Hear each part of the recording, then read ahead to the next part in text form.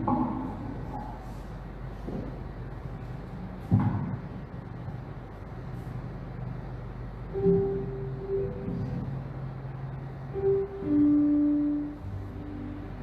Tuhan, Bapak Ibu Saudara yang dikasihi di dalam nama Tuhan Yesus Kristus. Puji syukur kita panjatkan kepada Tuhan pada saat pagi hari ini. Atas segala kasih dan kemurahan-Nya di dalam segala kehidupan kita. Pada saat ini kita bisa bersyukur, berterima kasih, mengucap syukur kepada Tuhan. Dimanapun kita berada saat ini, ataupun kita berada dalam rumah kita masing-masing, tapi kita percaya kuasa Tuhan yang selalu memimpin dan menyertai kita. Bapak Ibu Saudara yang dikasihi dalam nama Tuhan, situasi dan kondisi pada saat ini tidak akan menghalangi kita dalam memuji, memuliakan Tuhan. Tetapi kita percaya kondisi saat ini akan membuat kita semakin mendekatkan diri kepada Tuhan. Maka Bapak Ibu Saudara jemaat sekalian, kita masuk dalam ibadah kita pada saat ini. Kita masuk memuji Tuhan dan meninggikan Tuhan. Kita angkat satu pujian penyembahan kembali kepada Tuhan dengan judulnya Kemenangan Terjadi.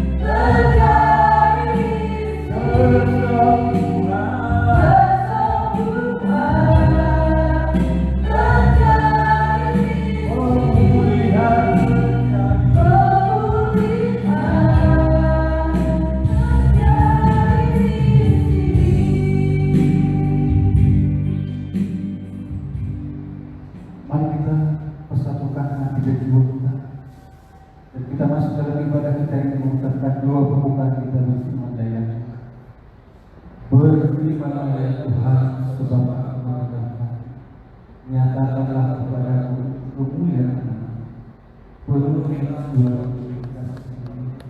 Tuhan Yesus Kristus. Haleluya. Amin. Bapak Ibu Saudara yang dikasih dalam nama Tuhan, kita angkat satu pujian dari bahasa Batak.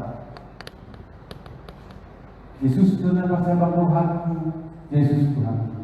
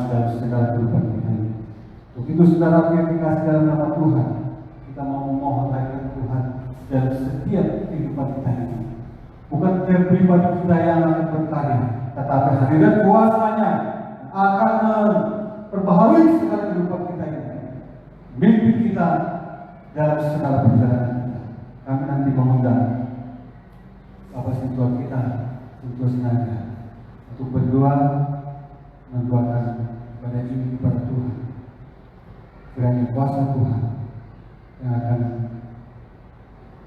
menguasai seluruh kehidupan kita pribadi, walaupun kita saat ini dalam keadaan kehidupan dunia ini. Itu saudaraku, sambil menunggu Bapak Ketua kita untuk berdoa, ada satu pujian kembali. Kau Tuhan jadi andalan, aku percaya padamu Yesus.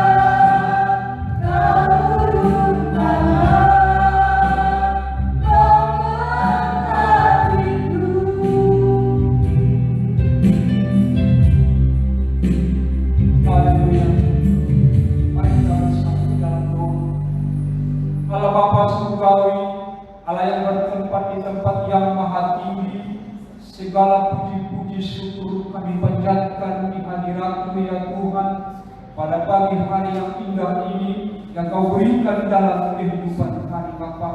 Kami bersyukur dan berterima kasih ya Tuhan, betapa baiknya Engkau Tuhan melawat kehidupan kami dimanapun kami berada ya Tuhan. Seluruh sidang jemaat-Mu GPI ya Tuhan, kami percaya ya Tuhan, satupun di antara kami Bapa tidak pernah Engkau lupakan. Engkau begitu kasih, Engkau begitu mengasihi dalam setiap kehidupan kami.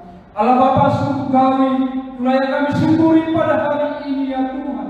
Di pagi hari ini ya Tuhan, kami datang semua sujud di hadirat-Mu ya Tuhan, menyatakan kasih-Mu, menyatakan betapa baiknya Engkau di dalam setiap kehidupan kami Bapa. Sungguh pun situasi yang melanda dunia ini ya Tuhan mempengaruhi di dalam setiap aspek kehidupan kami Bapa. Tetapi kami percaya ya Tuhan, sebagaimana firman-Mu ya Tuhan, apapun yang terjadi di dalam kehidupan kami tidak perlu takut ya Tuhan. Apa alasan kami tidak takut ya Bapa?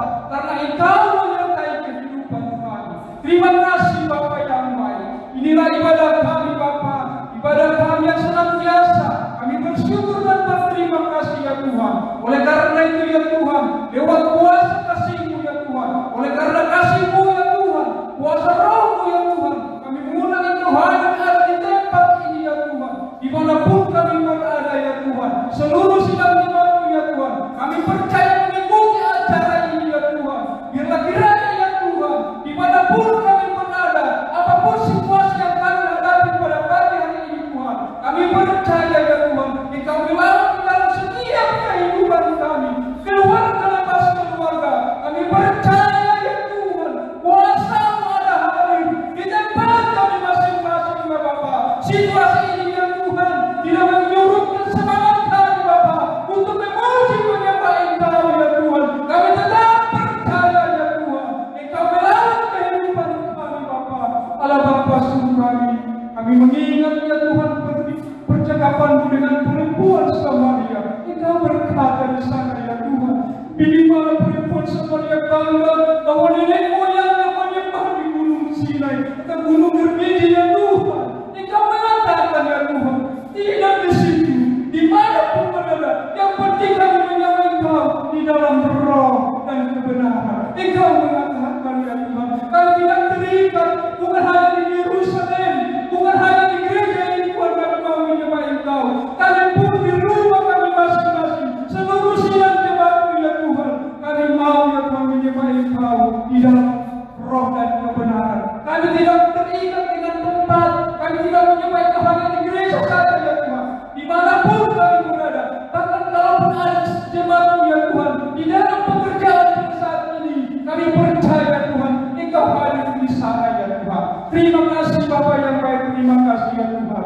Pada pagi hari ini Tuhan, kami mau menyembah Engkau lebih dalam lagi ya Tuhan. Oleh karena itu ya Tuhan, lewat acara ini Tuhan, di streaming ini ya Tuhan, kami kiranya diberkati ya Tuhan.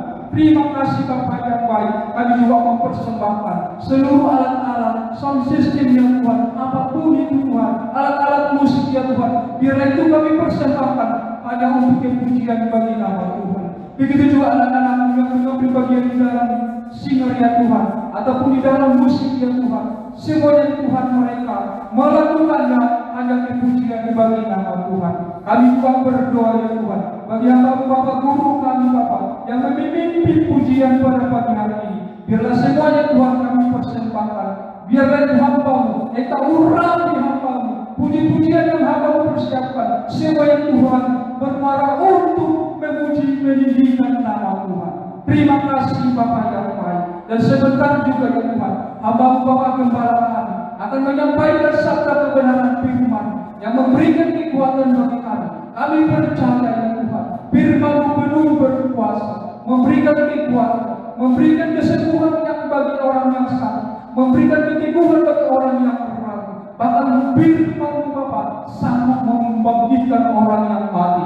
Terima kasih Bapa, jika iman kami sudah mati ya oleh karena situasi ini, dalam nama Yesus kami memohon, bangkitkan kembali semangat kami, roh kami, bangkitkan kembali ya Tuhan.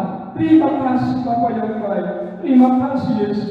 Kami percaya ya Tuhan, di dalam nama Yesus seluruh ibadah kami ini, awal pertengahan ibadah, kami percaya ya Tuhan, sampai pada akhirnya Engkaulah kiranya yang mengambil bagian. Di dalam nama Yesus kami mengucap syukur dan berdoa. Haleluya. Amin.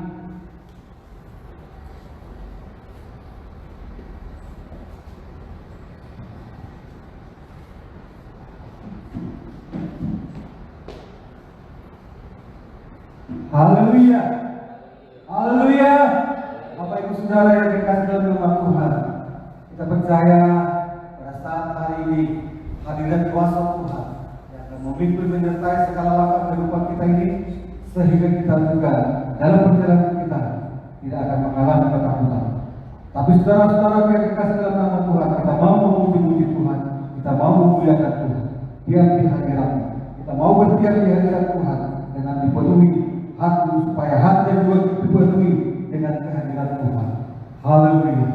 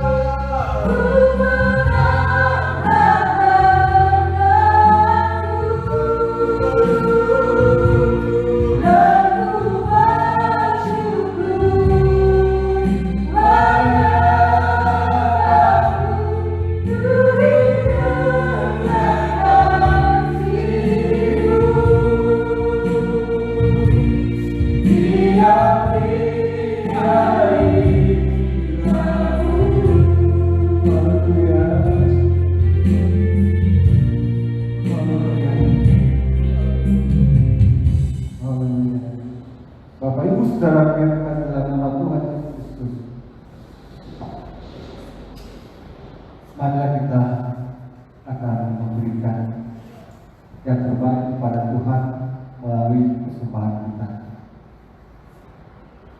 Begitu saudara-saudara yang dikasihi dalam nama Tuhan, kita akan memberikan persembahan kita. Namun sebelum persembahan dibuka, kita kembali akan berdoa yang akan dipimpin oleh Bapak Guru kita, Bapak Guru Asbaya. Sambil menunggu Bapak Guru kita akan berdoa kepada persembahan, kita akan satu kembali bersiap. Kiranya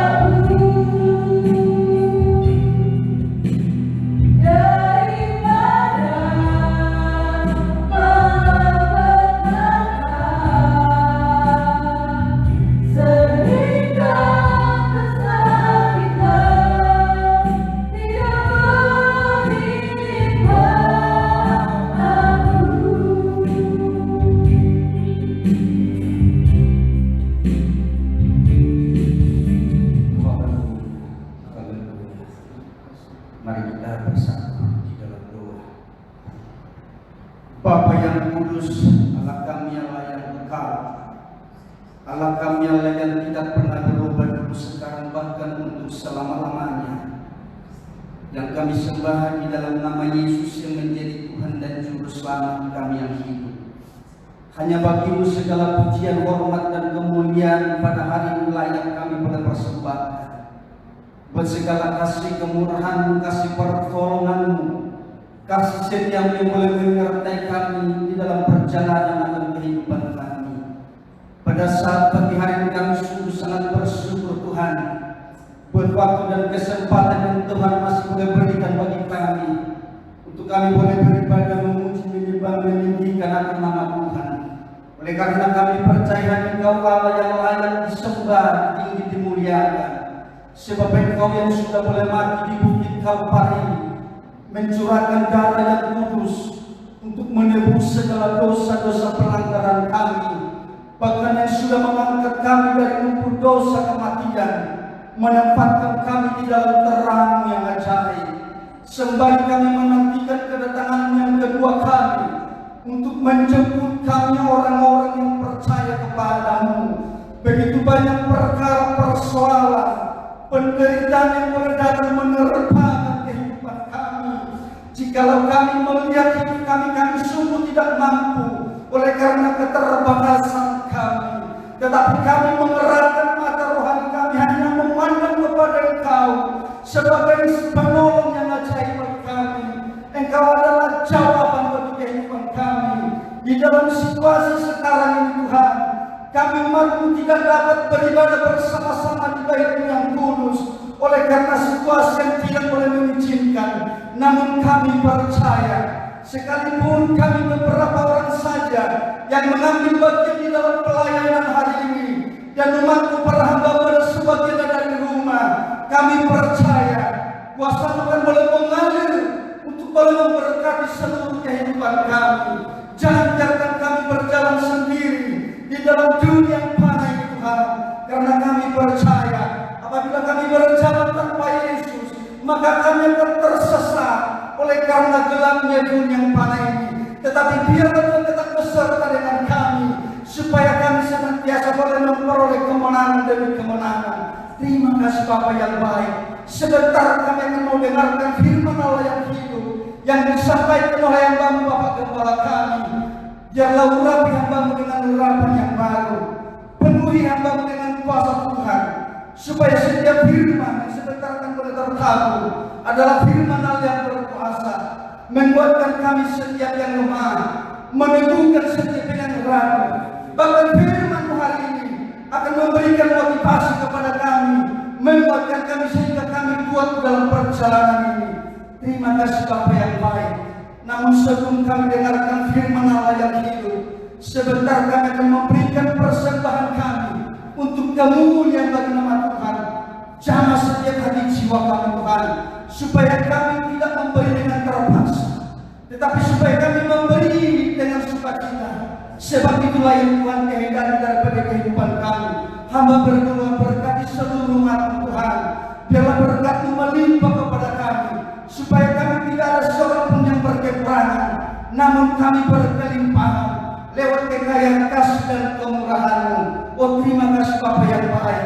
Persembahan yang sebentar akan kami berikan adalah berkat-berkat Tuhan yang Engkau telah curahkan bagi kami.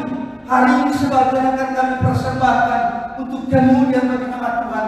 Biarlah kiranya itu boleh menyenangkan hati-Mu. Terima kasih Bapa yang baik. Persembahan ini akan kami berikan dengan sukacita, dan kami percaya kami akan memenuhi segala keberkatan di dalam sukacita, damai sejahtera daripada Tuhan. Terima kasih, terpuji-puji Engkau Tuhan Yesus, Allah kami yang luar biasa pada hari ini, kekal untuk selama-lamanya. Haleluya. Amin.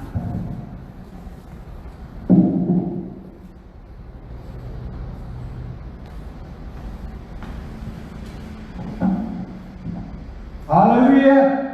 Haleluya. Bapak Ibu Saudara yang dikasihi dalam nama Tuhan, mari kita memberikan persembahan kita sambil kita akan satu pujian kembali kepada Tuhan yang berkata, Aku diberkati sepanjang hidupku diberkati.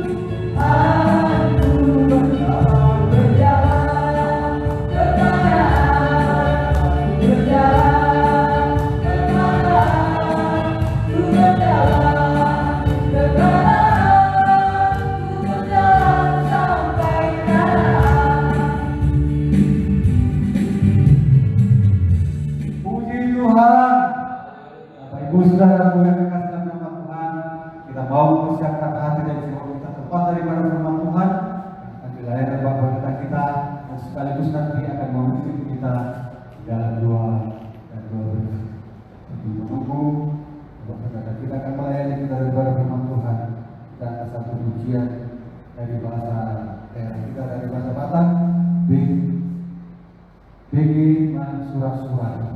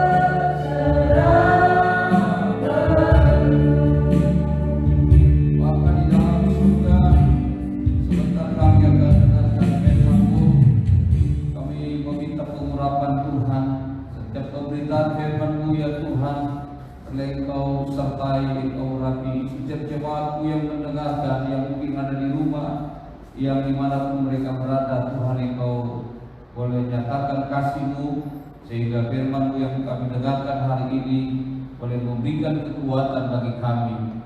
Berkati hamba-Mu yang kecil ini Tuhan, pengurapan Tuhan tetap tinggal di dalam hamba-Mu, dan Roh-Mu bekerja menguasai seluruh kehidupan hamba-Mu.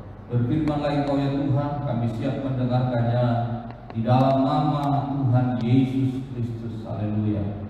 Amin. Puji Tuhan. Haleluya. Saudaraku yang kekasih, Bapak Ibu yang ada di rumah, kita bersyukur kepada Tuhan.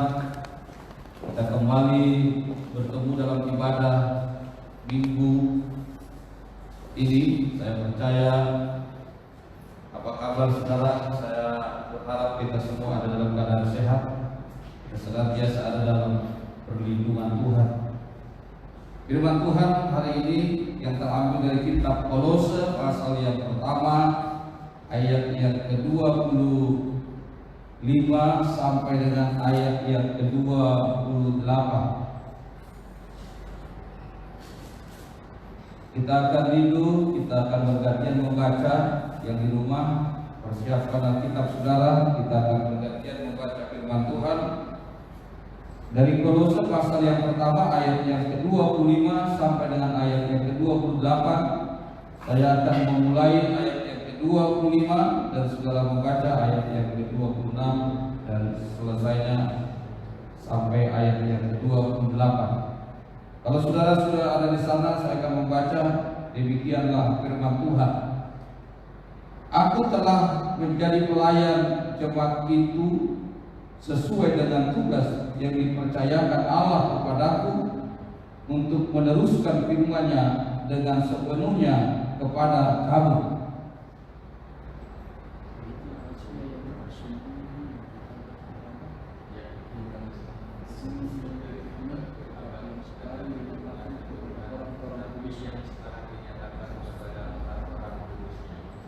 Ayat yang ke-27, kepada mereka Allah mau memberitahukan betapa kaya dan mulianya rahasia itu di antara bangsa-bangsa lain, yaitu Kristus ada di tengah-tengah kamu, Kristus yang adalah pengharapan akan kemuliaan.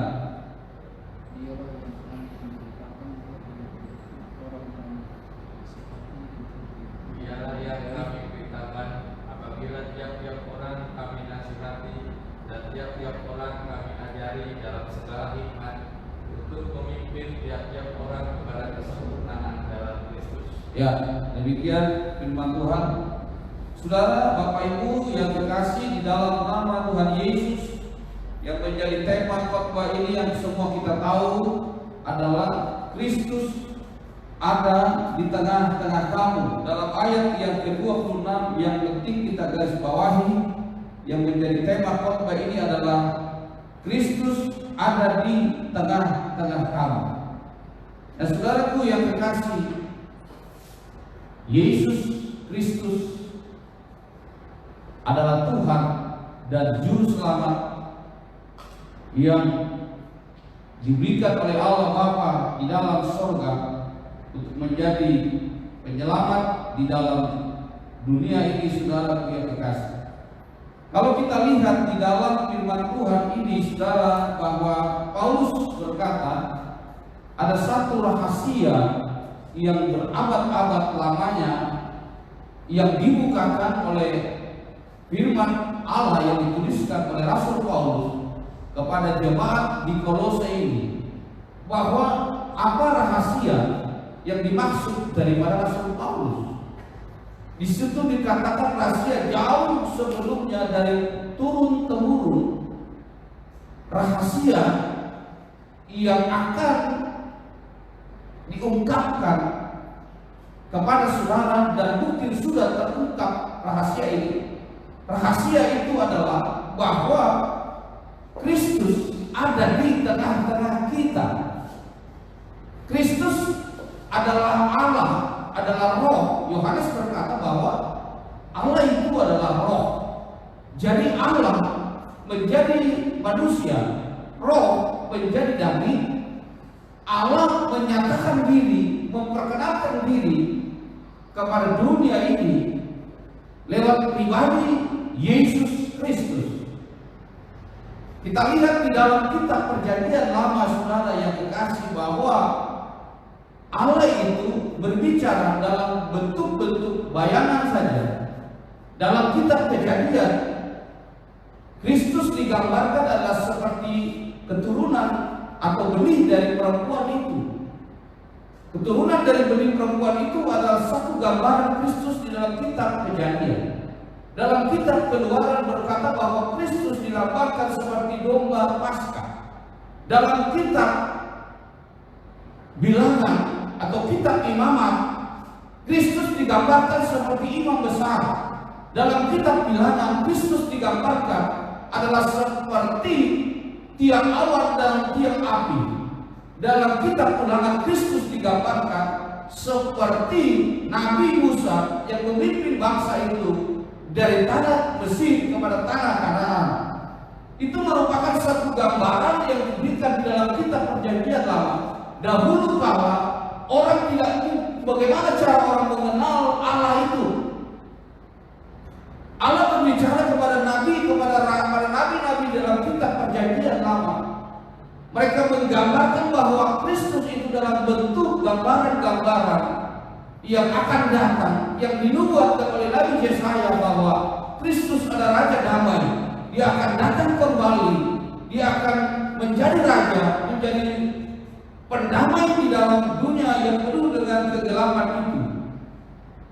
Nah, sebenarnya Allah itu adalah bersifat tadinya adalah Allah yang transenden, berubah dan imanen. Maksudnya adalah Allah tidak bisa kita jangkau dengan keadaan, dengan pemikiran kita.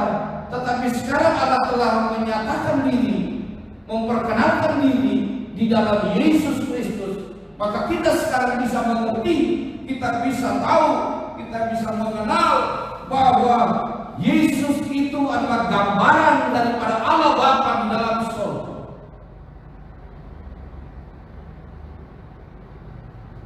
Jadi kita sekarang mengenal Dia, dan bukan mengenal, dan bahkan Dia ada di dalam kita. Bayangkan saja, Allah mengambil rupa menjadi manusia dan Dia diam di dalam kita, di dalam Yesus. Kita lihat di dalam firman Tuhan ini, Bapak Ibu, saudaraku yang dikasihi di dalam nama Tuhan Yesus.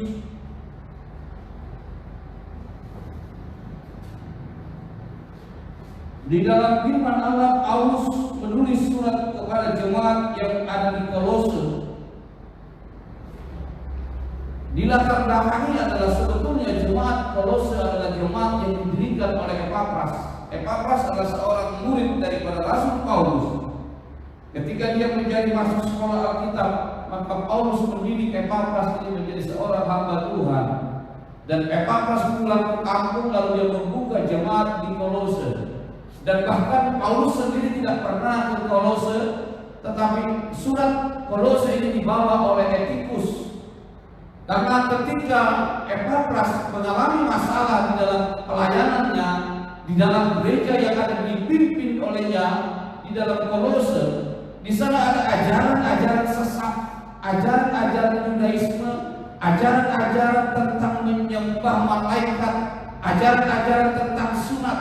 Mereka berkata bahwa keselamatan itu tidak hanya di dalam Yesus saja, ada di luar, ada di selain daripada Yesus, ada yang bisa menyelamatkan. Maka sehingga Epapras berpikir kalau dia tetap saja diam, maka dia akan mengalami masalah, jemaat ini akan goyah imannya, dia tidak bisa bertumbuh, dia tidak hidup di dalam kebenaran akan firman Tuhan. Sehingga Epapras pergi menemui Paulus di Roma, dan Epapras mengatakan, menceritakan kepada Paulus, dan Paulus menulis surat Kolose supaya mereka mengerti bahwa Kristus itu adalah Allah di dalam Yesus Kristus. Sehingga kita tahu, saudaraku yang kekasih, ketika Paulus menegur jemaat Kolose ini dalam Kolose pasal yang kedua, coba ayo kita lihat di dalam Kolose kedua, bahwa dikatakan di dalam ayat yang ke-6 sampai dengan ayat yang ke-7, kamu telah menerima Kristus Yesus Tuhan kita. Karena itu hendaklah hidupmu tetap di dalam Dia. Paulus berkata, kamu telah menerima Kristus Yesus. Jemaat Kolose adalah sebetulnya jemaat yang sudah menerima Yesus. Dia sudah percaya kepada Yesus, imannya sudah timbul, ya, persekutuannya baik. Tetapi apa yang membuat karena ajaran sesat, karena ajaran-ajaran yang mencoba mengganggu, mungkin saja ajaran ini sekarang ini, saudara yang kekasih, kita tahu banyak ajaran-ajaran yang sekarang ini merajalela, yang kadang kala itu bisa menyesatkan kita. Tetapi saya percaya setiap ajaran yang tidak berdasarkan kepada Alkitab dan firman Allah, itu bukan yang berasal dari Tuhan, itu harus kita tolak. Ajaran-ajaran yang benar, yaitu firman Allah, itulah yang kita terima. Saudaraku, Paulus berkata supaya hidup mereka tetap di dalam Yesus. Mereka goyah jemaat ini. Mereka goyah tentang keadaan situasi mungkin seperti kita Indonesia sekarang ini. COVID-19 ini, apakah ini membuat imanmu goyah? Apa masalah ini membuat imanmu menjadi mundur, menjadi malas, menjadi engkau mencoba mencari jalan keluar lain, atau mungkin engkau berpikir ada orang yang menawarkan ada jalan keselamatan yang lain? Saudaraku yang dikasih, memang masalah biasanya timbul dari ketika kita menghadapi masalah itu, sehingga iman kita menjadi goyah, sehingga kita ragu tentang keselamatan yang kita terima daripada Yesus Kristus. Saudaraku yang kekasih, Yohanes sendiri mengalami ini. Ketika Yohanes di penjara dan dia suruh murid-murid untuk bertanya kepada Yesus, apakah engkau yang masih yang kaya datang itu, apakah kami tunggu yang lain? Nah, ketika dia mengalami masalah, ketika kita mengalami penderitaan, mungkin saja kita akan mencoba mengapa ini terjadi, lalu kita mencoba mencari-cari tempat atau jalan keluar yang sebetulnya itu tidak benar. Yohanes menjadi contoh ketika dia di penjara. Nah, saudaraku yang kekasih, masalah itu pasti akan terjadi. Masalah akan silih berganti dalam kehidupan kita. Tetapi percaya saudaraku, ketika kita tetap kuat, tetap kita pegang teguh setiap janji-janji Allah, maka Tuhan akan memberikan kepada kita kekuatan. Tuhan akan memberikan kepada kita jalan keluar di dalam setiap masalah yang kita hadapi. Kita harus menjadi jemaat yang berkomitmen dengan Tuhan, jemaat hamba Tuhan yang berkomitmen dengan Tuhan, dengan pelayanan, dengan situasi apapun. Firman Allah berkata, siap sedialah baik atau tidak baik waktunya, beritakanlah firman. Jadi keadaan apapun sebetulnya tidak boleh menggoyahkan kita, tidak boleh membuat kita menjadi ragu tentang keselamatan itu.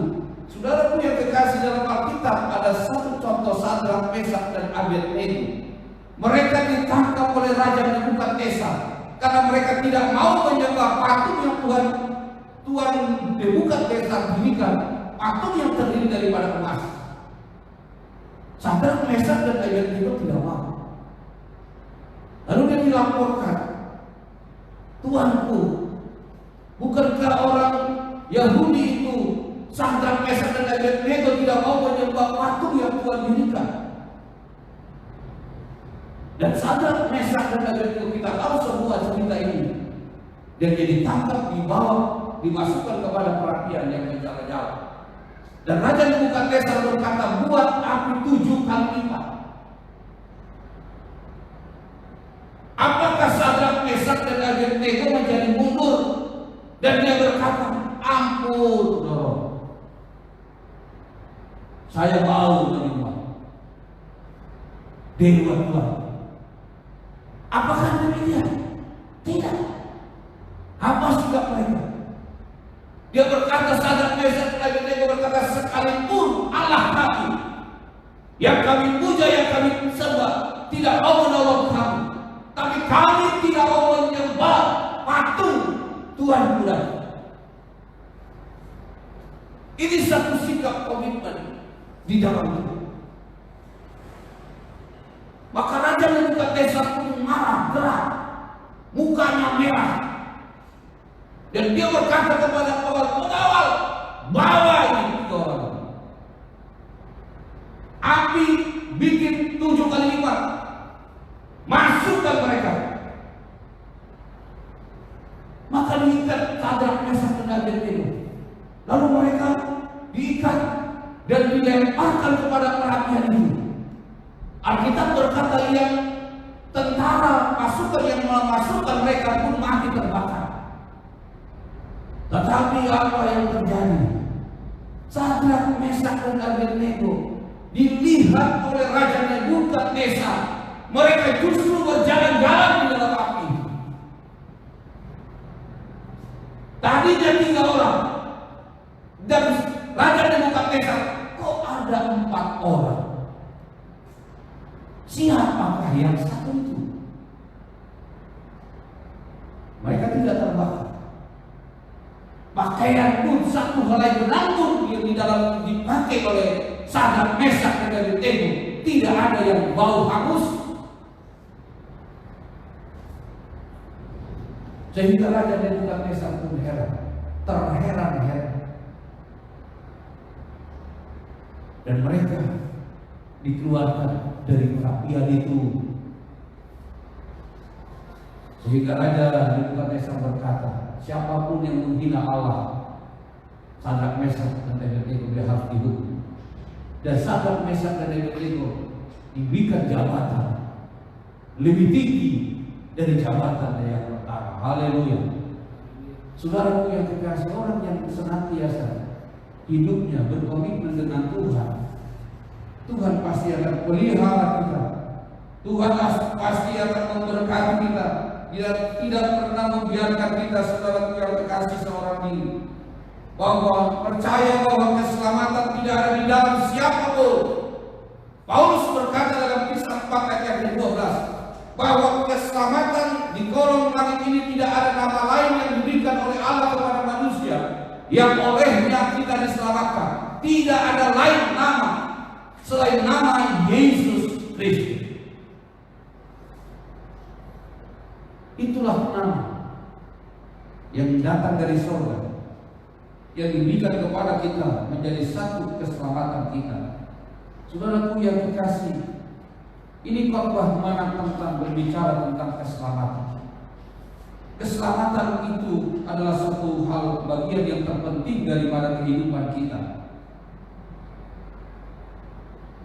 Bagaimana kau bisa selamat? Di dalam Roma pasal ke-10 ayat yang ke-9-10 berkata, mengaku dengan mulutmu bahwa Yesus Kristus adalah Tuhan, kau sudah diselamatkan. Mengaku dengan mulut dan percaya dalam hati bahwa Yesus disalibkan dan dibangkitkan, telah dibangkitkan dari antara orang mati, kamu akan diselamatkan.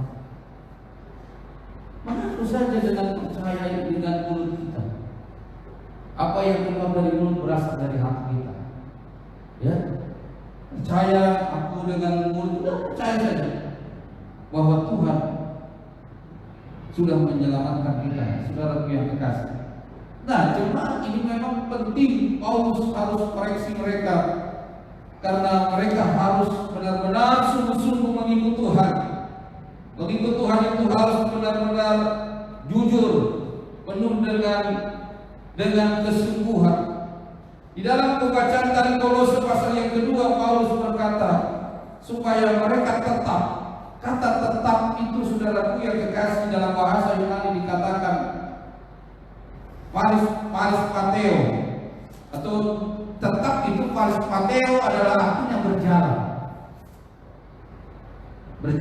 Jadi tetap stay at home, stay at Jesus, tetap di dalam Yesus, nggak bergerak.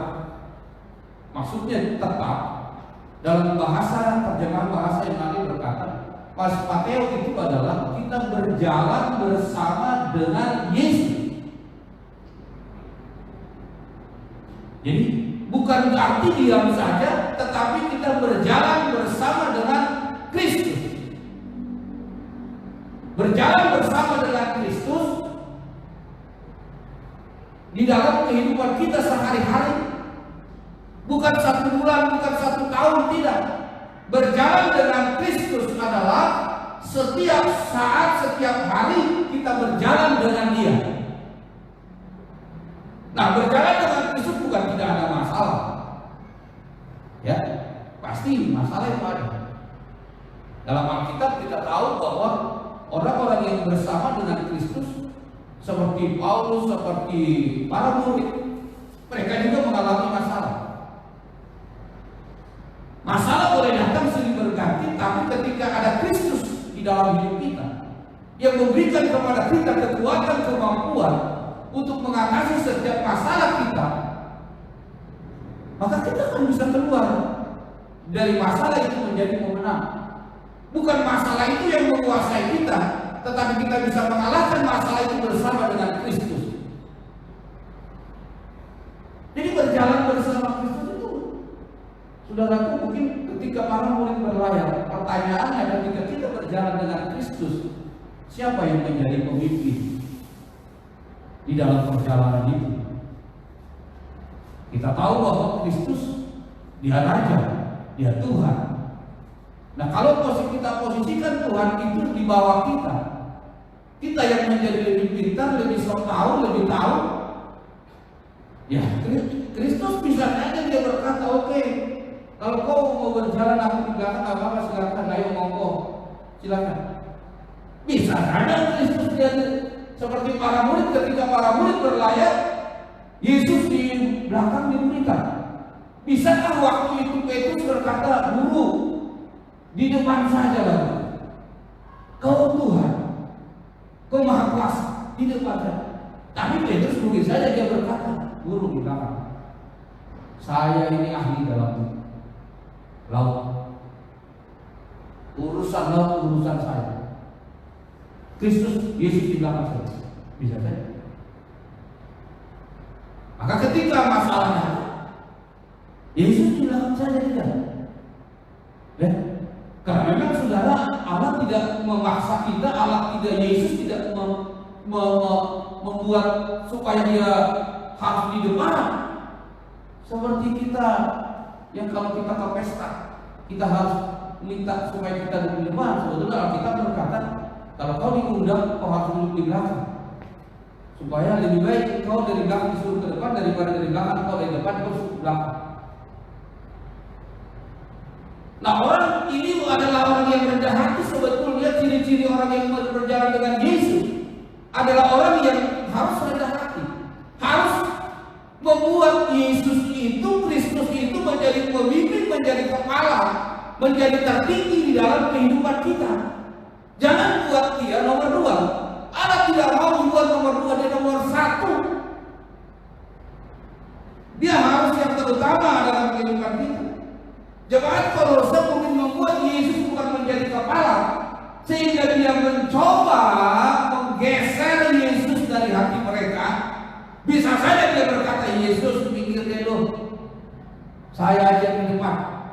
Atau dia menggeser Kristus Yesus dari hatinya oleh karena situasi keadaan yang dia alami.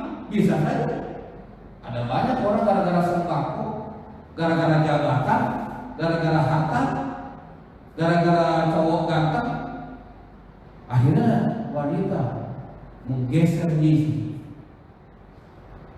Atau cowok karena wanita cantik, lalu dia menggeser Yesus demi laki-laki atau wanita yang dia cintai. Saudaraku yang kekasih, saya mencoba mendorong firman ini kepada kita adalah supaya kau kuat. Hubunganmu dengan Yesus itu harus kuat, harus benar-benar tidak terpisahkan.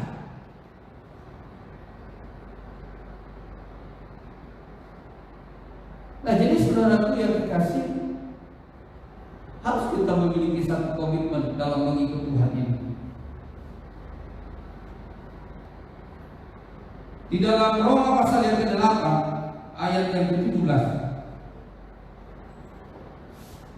Di sana kan kita lihat ketika kita menderita bersama dengan Kristus. Sebab jika Roma 8 ayat 17 ya, 17C. Dan jika kita adalah anak, maka kita juga adalah ahli waris. Maksudnya orang-orang yang berhak menerima janji-janji Allah, yang akan menerimanya bersama-sama dengan Kristus, yaitu jika kita menderita bersama-sama dengan Dia, supaya kita juga dipermuliakan bersama-sama dengan Dia. Jadi kalau kita berjalan bersama Kristus, menderita bersama Kristus, dan kita akan dimuliakan juga bersama Kristus. Bukannya kita menderita nggak mau enak-enak aja. Kalau Kristus menderita, kita ikut menderita bersama Kristus, maka kita akan dimuliakan bersama dengan Kristus. Tidak ada gereja, tidak ada pelayanan, tidak ada jemaat yang tanpa melalui proses penderitaan di dalam dunia ini. Saya percaya itu, bahwa ketika kita menderita, bahwa di balik penderitaan itu ada berkat Tuhan. Jadi saudaraku yang dikasih, menderita dengan Kristus, kita akan dibawa oleh Kristus sampai kepada satu kekekalan. Nah, ada banyak jemaat saudara yang dikasih, orang yang maunya tidak mau menderita, tidak mau sulit, tidak mau mengalami masalah, maunya gampang aja. Nah, bayangkan saja kalau suami istri, ketika situasi COVID ini, istri sudah mulai banyak masalah di dalam rumah tangga. Bagaimana ini kita mau makan apa? Bagaimana besok kerja tidak ada? Ya, sehingga istri mungkin berkata kepada suami, udahlah Pak, saya pulang kampung aja. Saya di kampung masih bisa ada panen padi atau apa saja di kampung masih bisa dikerjakan, masih banyak yang mau dimakan. Ya, punya ladang, punya sawah, punya cabai nggak beli, singkong tinggal ambil, jagung tinggal ambil, ubi tinggal ambil, masih bisa hidup. Lebih bagus saya pulang kampung saya. Ada mungkin banyak yang seperti ini. Dia tidak mau ketika susah, ketika sulit situasinya, dia tidak mau. Dia mencoba meninggalkan anak, mencoba meninggalkan suami. Saudara, orang-orang yang seperti ini tidak akan pernah bisa bertumbuh dengan baik, tidak akan pernah bisa akan bersama-sama dengan Kristus, dan tidak akan pernah bisa bersama-sama seperti suami dengan istri. Kalau suami waktu pernikahan kita tuntut mereka, ya susah senang, susah senang, sehat sakit, ya harus bersama-sama setia sampai mati. Seharusnya, bukankah gambaran gereja dengan Kristus adalah sebetulnya seperti perkawinan antara gereja dengan mempelai laki-laki dengan mempelai wanita? Kristus mempelai laki-laki, gereja mempelai wanita. Nah, itu harus bersama-sama berjalan menghadapi penderitaan, harus mereka bersama-sama. Tidak boleh hanya mau enak saja lalu meninggalkan, tidak boleh. Ketika sakit ditinggalkan, ketika sehat ditemani, ketika sakit tidak boleh. Ya, bukankah sebetulnya waktu zaman Tuhan Yesus disiksa, Yesus disalibkan juga banyak orang yang juga tidak mau ikut Yesus, dan bahkan Petrus berkata, dia berkata, aku tidak kenal. Dan Petrus menyangkal Yesus 3 kali. Karena ketika penderitaan yang dialami oleh Yesus, Petrus mencoba melarikan diri. Jangan seperti itu. Ya, jadi istri yang baik, jadi suami yang baik, jadi jemaat yang baik, jadi hamba Tuhan yang baik, jadi pelayan yang baik. Jangan ketika kita makan waktu kita gampang, mudah, enak saja lalu kita mau semangat, tapi ketika situasi yang sulit kita tidak mau. Wah, itu nggak boleh, saudara. Ya, apapun masalah situasi kita hadapi, kita harus tetap bersama-sama dengan Kristus. Haleluya. Ya, susah senang harus tetap Nah, saudara-saudara, dalam Alkitab ada kita lihat saat contoh Naomi. Naomi yang pergi dari Bethlehem Yehuda ke kota Moab, daerah Moab. Ketika Naomi bersama dengan suaminya Elimelek dan anaknya, dua anaknya laki-laki, ketika mereka pergi dan anaknya kawin dengan perempuan wanita Moab, ketika kedua anak laki-laki daripada Naomi ini, ya, Ruth dan Orpa, ketika anak daripada Naomi ini dua-dua laki-laki mati, suaminya mati, tinggallah Ruth dengan dua menantu yang bernama Ruth dan Orpa. Dan Naomi berkata, pulanglah kamu ke kampungmu, pulanglah kamu ke daerahmu. Kamu tidak mungkin lagi bersama-sama dengan aku, menunggu aku punya anak dan kawin dengan kamu. Dan Orpa pun pergi meninggalkan Naomi. Tapi ada satu yang kita lihat luar biasa yang memiliki satu komitmen, adalah siapa? Ruth.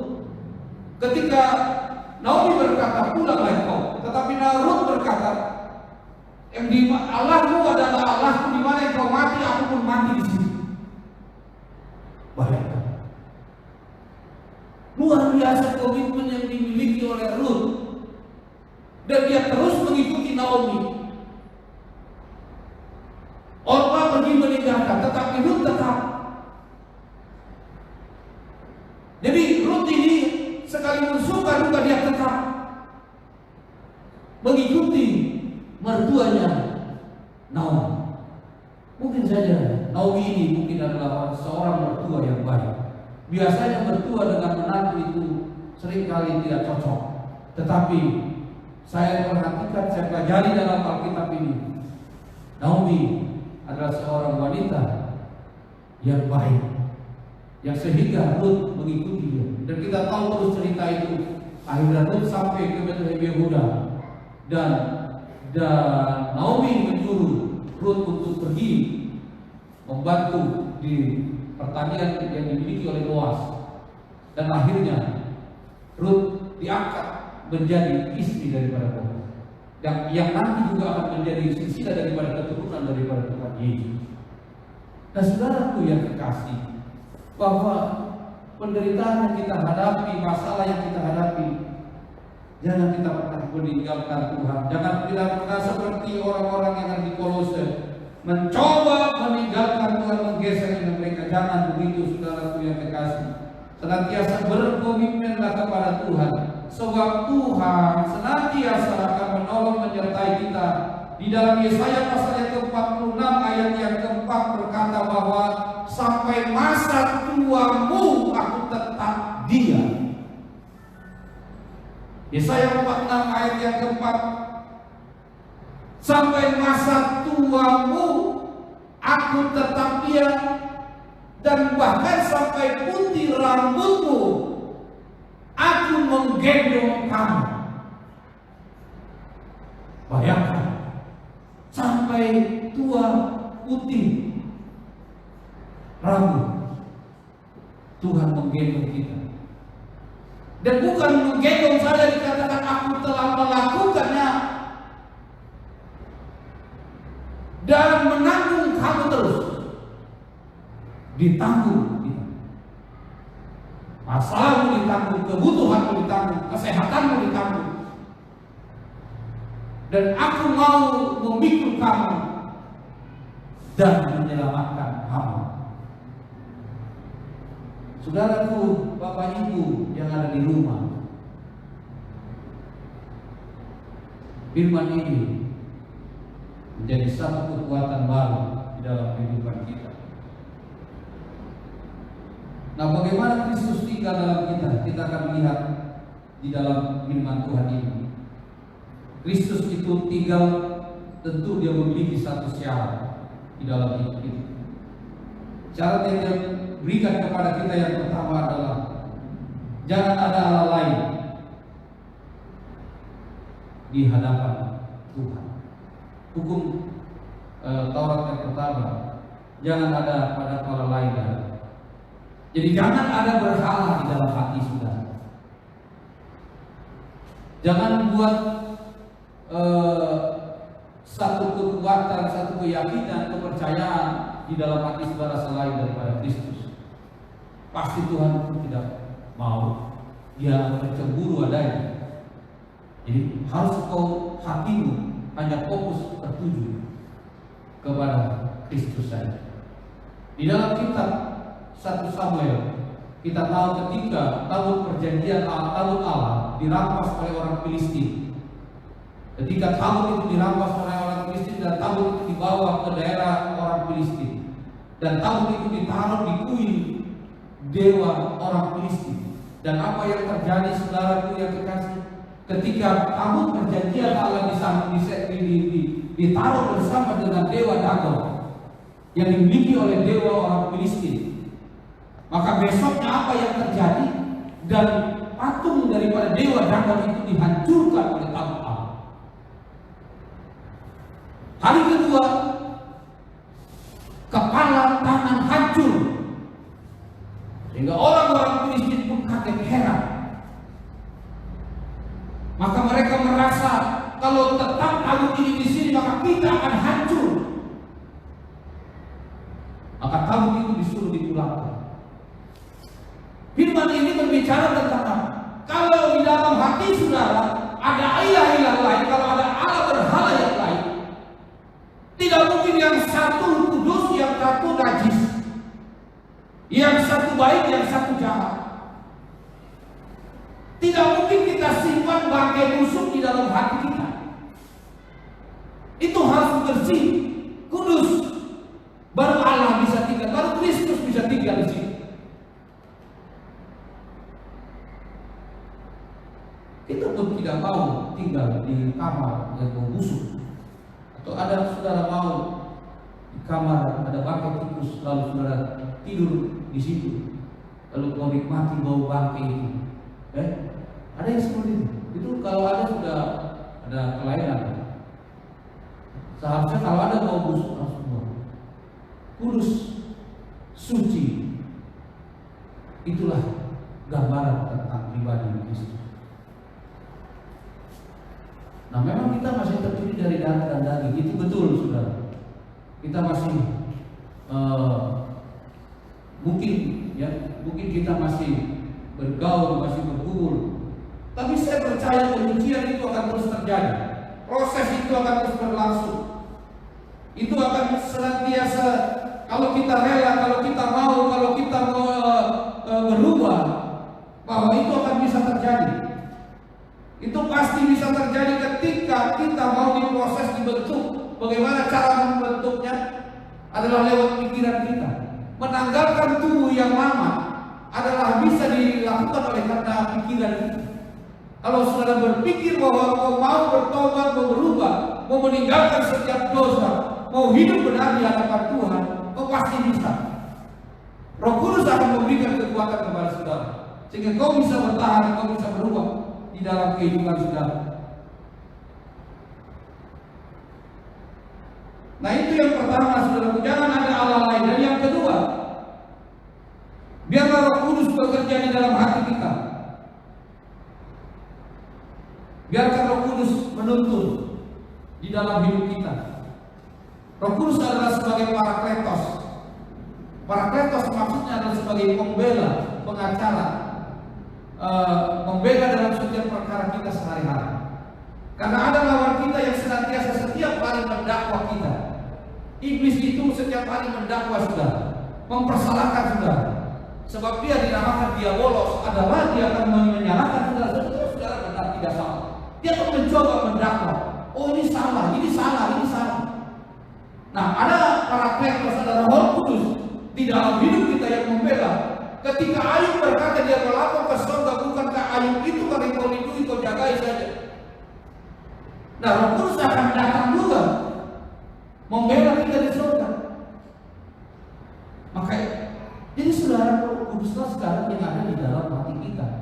Inilah yang memberikan kekuatan yang membela setiap perkara kita ketika kita didakwa oleh iblis. Dia yang menuntun, Roh Kudus yang menuntun setiap langkah-langkah perjalanan kita, saudara yang kita. Dan yang ketiga, yang terakhir, terimalah firman Allah. Karena Kristus masuk di dalam hidup kita adalah lewat firman. Yohanes 1 ayat 1 berkata, pada mulanya adalah firman, firman itu bersama-sama dengan Allah dan firman itu adalah Allah. Kristus masuk lewat kuasa firman. Ketika kita lakukan firman Allah, kita kerjakan firman Allah, maka karakter kita, sifat kita akan terbentuk lewat firman Allah yang kita dengar, yang kita lakukan, yang kita praktekkan, yang kita eksekusi di dalam kehidupan kita. Kalau hanya dengar dari kanan keluar kiri atau dari kiri ke kanan, sama saja, sarwa kene atau sama saja. Berapa tahun pun kita ibadah, berapa tahun pun kita menjadi orang Kristen, kalau firman itu tidak membentuk satu karakter Kristus di dalam hati kita, maka tidak ada guna. Firman didengar, lalu dia mengerjakan sesuatu yang baru. Karena Kristus Allah lebih suka melihat karakter kita diperbaharui daripada keberhasilan kita. Karena di surga yang ada adalah karakter. Yang sampai ke surga adalah karakter. Sifat perubahan. Karakter tercipta dari kebiasaan-kebiasaan yang kita lakukan, maka dia menjadi berpola, menjadi satu karakter. Sebetulnya gereja memiliki fungsi adalah supaya setiap jemaat itu memiliki karakter Kristus, Yesus di dalam dirinya. Jadi ada karakter Allah, ada karakter Yesus. Kita lihat saja Yesus ketika dia ditampar, diludahi, dicaci maki, dia tidak membalas.